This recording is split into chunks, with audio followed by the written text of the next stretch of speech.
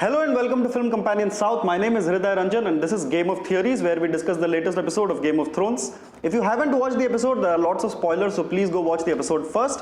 Today we'll be discussing Season 8, Episode 4, brought to you by Starbucks. As always, here is a quick highlights package of everything that happened in the last episode. At Winterfell, the bodies of those who died in battle are being burnt. The survivors of the war have a feast, and everybody has fun except for Tormund Giantsbane.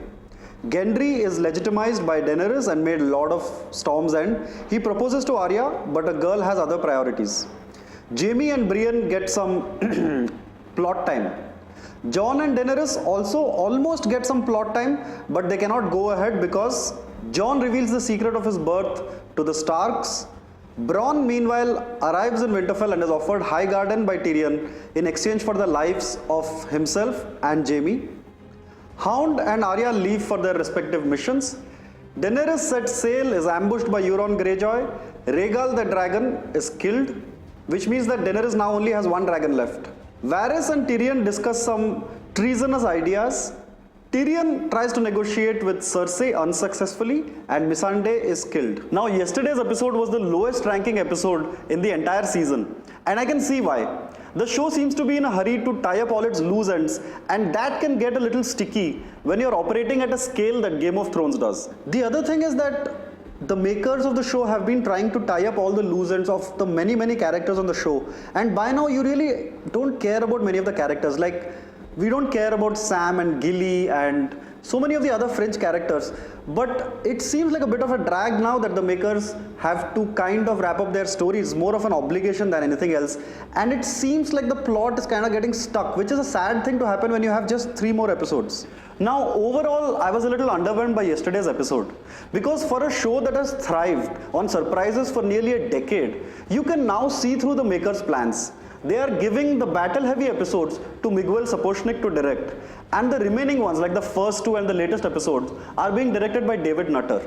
Remember, the next episode is going to be a big battle episode, so we might be seeing a lot of fighting, but I doubt we'll see any more of the Wildlings, Tormund, or even Ghost for that matter.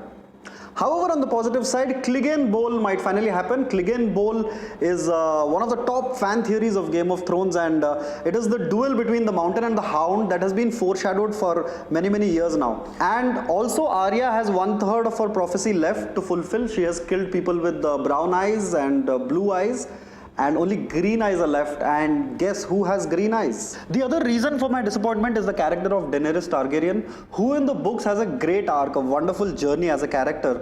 Somehow that journey, that arc, doesn't seem to be translating too well to the screen. Because till the last episode, Daenerys was this noble leader and she wanted to make the world a better place, and in the matter of a single episode, she has become this megalomaniac leader obsessed with power. The other thing that doesn't work for me right now are the dialogues. The show has left the books far behind in terms of a plot point. But one of the fallouts of that is the dip in quality of the dialogues. In the initial seasons, most of the dialogues were taken directly off the books. But the lack of George R.R. Martin's dialogues are beginning to show on the show. Daenerys and Jon Snow, who are 2 of the biggest characters of the show, have somehow become completely one-dimensional. My other beef with this episode was how it depicted a few characters. Take Brienne of Tarth, for example, who is a proud, strong woman, but she is shown weeping when Jaime Lannister leaves, which honestly makes you cringe a little. But talking about cringe, let's finally discuss the Starbucks cup. Honestly, it was a bit of a shock to see the cup lying over there because, I mean, it's Game of Thrones, it's the most expensive show on earth, and they have set such high standards of filmmaking all through. Bit of a shock, but I don't think if people had told me about that earlier, I would have noticed it because it was quite dimly lit. So there is that too. However, all hope is not lost because Miguel Sapochnik, the magician, is coming back to direct the next episode, which means it's going to be a battle-heavy episode. On one side, there is Cersei Lannister and Euron Greyjoy and the Golden Company, while on the other side, Daenerys is trying to string together an army of the Unsullied, the Knights of Vale, and Jon Snow leading the Northern Regiment. Now, the teaser for the next episode shows us that Jon Snow has arrived at the battlefield And if Arya Stark and the Hound also reach King's Landing by the next episode, I predict that the entire episode is going to revolve around the battle with Cersei Lannister. And the final last episode will be about who sits on the Iron Throne, the confrontation between Jon Snow and Daenerys. Now the next episode is directed by Miguel Sapochnik, so I'm looking forward to that. That was our review of the latest episode. Please let us know in the comment section what you thought and what your predictions are for the last 2 episodes.